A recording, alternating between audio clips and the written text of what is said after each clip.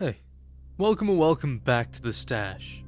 Saladin Ahmed's Daredevil should have been great, but as I make this video, we're 16, almost 17 issues into his run. A run taking place right after one of the very best Daredevil eras we've ever seen. Yet with each release, with each page read, I feel the same throughout. Empty. I feel empty because this book is empty. There's nothing here, nothing of substance to get hooked on or to enjoy. I've wasted over $100 of my own cash collecting each issue, hoping that maybe the next release would improve, but all my prayers have fallen on deaf ears. Almost 2 years, 2 whole years of nothing. Matt Murdock, after the events of Chip Zdarsky's run, started this book as a priest who, as Daredevil, fought his literal sins, and now 16 months later, he's still fighting those sins, only now he's given up being a priest. That's it. That's all that's changed. 16 months of dragging the same exact story with the same exact complications with the same exact sins villains or whatever they are. Zdarsky's ending felt like the perfect stopping point for Daredevil. He had essentially done all he could, but like every other comic, the show must go on. Even Spider-Man faced a similar problem, and oddly enough, it was at a roughly same issue milestone. I found issue 500 of The Amazing Spider-Man to be the definitive ending for myself, but of course, it continued, and what followed has been 20 years of the worst Spider-Man comics in the character's history. Now, I wouldn't go as far as to call Ahmed's Daredevil run the worst in Hornhead's history, but it's without a doubt, in my opinion, a major disappointment. Zdarsky rebirthing Matt Murdock as a priest at the end of his story, it felt like a bittersweet conclusion to this character's almost 60-year story arc. It felt right in ways only suited to someone as complex as Matt. And we simply cannot forget that incredible final page where Matt Murdock has a chance to fully become a new person, to break the chain, only for him to continue his cycle, his destiny as Daredevil. In my opinion, this moment, this ending cemented Zdarsky's time on the book easily as an all-timer. But fast forward a year or so and we're left with this series that it's living in the shadow of its predecessor, and at times, even a statement as harsh as that feels like mercy. There was no real depth added to this change for Matt. Sure, he had the new shelter, the kids he looked after, and Father Harvey, but none of that is properly given the time of day. You can tell the only reason these elements exist in the book is because they have to, not because the writer wants them to. Daredevil comics used to thrive on their world building, yet compared to this volume, it feels like a massive step down. I don't care for any of these additions, and why should I? The pre-side of Matt lasted a solid year, a year that went nowhere and did nothing with that new aspect of his character because he threw it away in issue 14. I get it, we always revert back to the status quo somehow, and since this series must continue, of course the better option is for Matt to be a lawyer over a priest, but hell, he doesn't even do a slither of legal work anymore. Matt, even like the volume, feels like an empty husk of what once was. It's beyond Flanderization at this point, because it feels like Ahmed the writer has no real sense to who Murdock is, and instead he read a quick, info blurb about the character and just decided to base his writing purely off that. Jesus, can we at least put a little bit more effort into this series? The more I read this comic, the more I start to forget why I even read Daredevil books in the first place. But I do because I love Daredevil. I made an entire video about how great this character can and should be. The ending Zdarsky gave to his run made me so incredibly excited for this series, but the way they've handled it just feels so unbelievably boring from every standpoint. I didn't mind the first few issues, but everything that gave this run potential has been made exhausting so quickly. The mystery of the different deadly sins has lost all suspense. The plotline with the Kingpin fizzled out after a few issues. The dynamic between Matt and Elektra has lost all its spark. Somehow you managed to make their relationship, one of the most electric relationships in Marvel, feel boring and dull. The last interesting thing this run had going for it was Matt's conflict with his priesthood, and even that has been thrown out with no interesting mental debate or drama. He just randomly decided to quit because he's losing faith or whatever. Like, that isn't a conflict we've seen 1,000 times before. It feels so out of character for Matt to just quit being a priest in a half-assed way that literally goes against his code and his religion, especially given the circumstances and his devotion to faith. For what I would argue is one of the most interesting characters in comic book history, this run has somehow managed to lose anything and everything that makes Daredevil compelling. Take for example the central concept of this book, the 7 Deadly Sins. A story arc involving Daredevil confronting these sins should have been great, and maybe under someone like Zdarsky it could have. It should have been an enthralling story arc filled with introspection and a moral complexity. Instead, what we get is a series of repetitive fights, generic sin villains, and a lack of meaningful growth for Matt Murdock.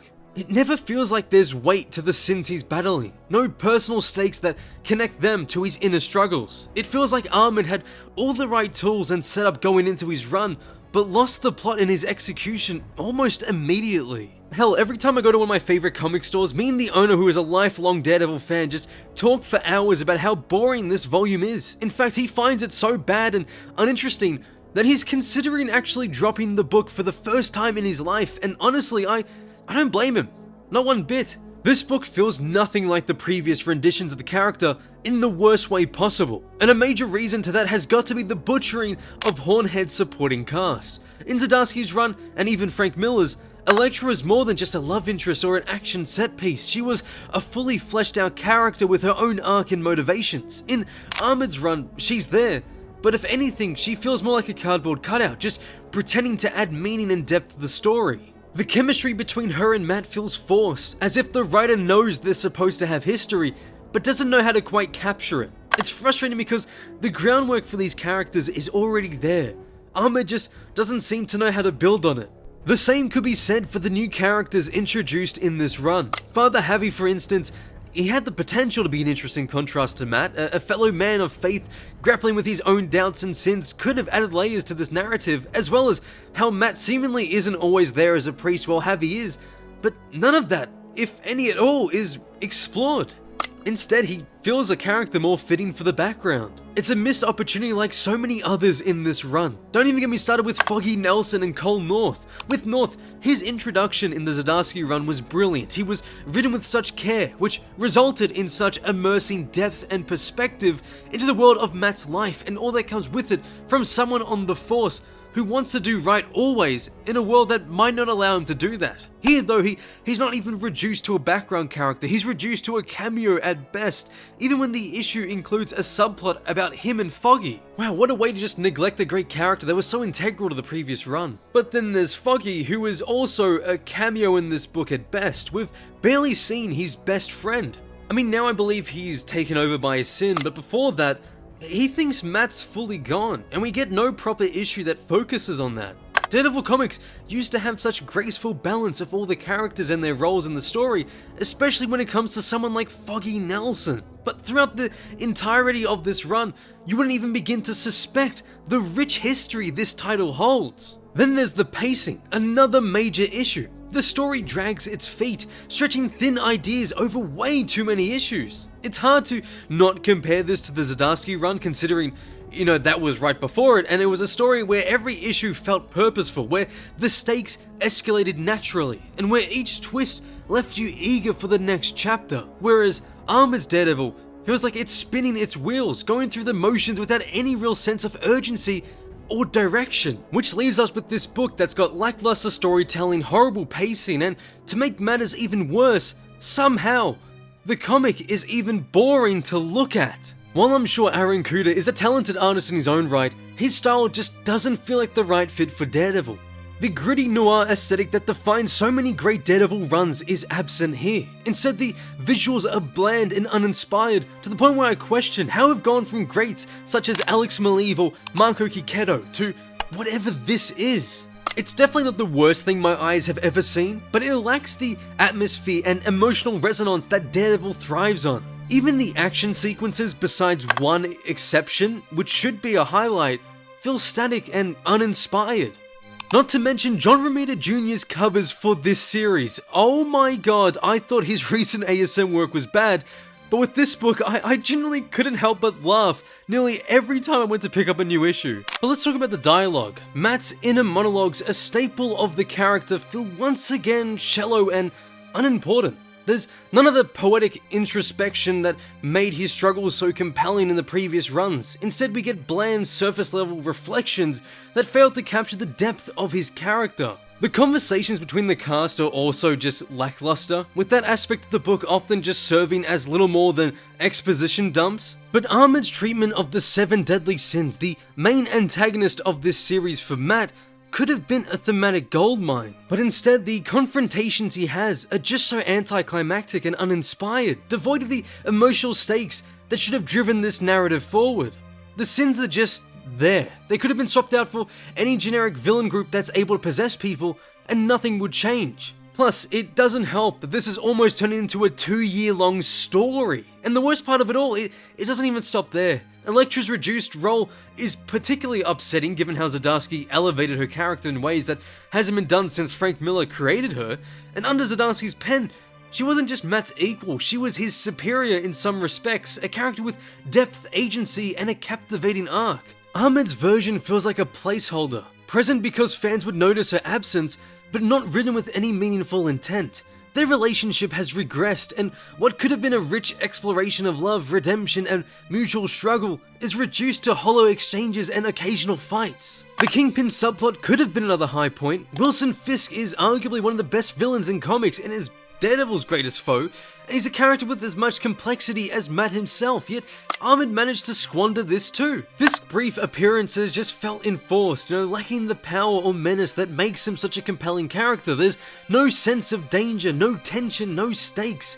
They had that payoff with him praying to God, but nothing of that invoked any sort of emotion out of me. It's a sad, watered-down version of Wilson Fisk, a character we've seen done far better elsewhere so many other times before this one. Even the setting itself feels off. Hell's Kitchen is as much of a character in Daredevil stories as Matt or any of his supporting cast. Zdarsky understood this, Bendis clearly understood this, and Frank Miller certainly did too, considering he basically built that foundation. Miller made the city grim and dark, making it live up to its name, Hell's Kitchen, but then Ahmed's Hell's Kitchen feels sanitized, like a generic backdrop that could belong to any slightly brooding superhero. The atmosphere is gone, replaced by sterile cityscapes that fail to evoke any emotion from me, just like so many other aspects of this book. The more I think about it, the more this run just feels like a checklist of Daredevil tropes without any understanding of what makes those tropes resonate with the audience, or what made the book so special. The Catholic guilt, the duality of Matt's life, the moral ambiguity, all of it is present in name only. There's no soul to it, no spark. It's Daredevil on autopilot, and it's exhausting.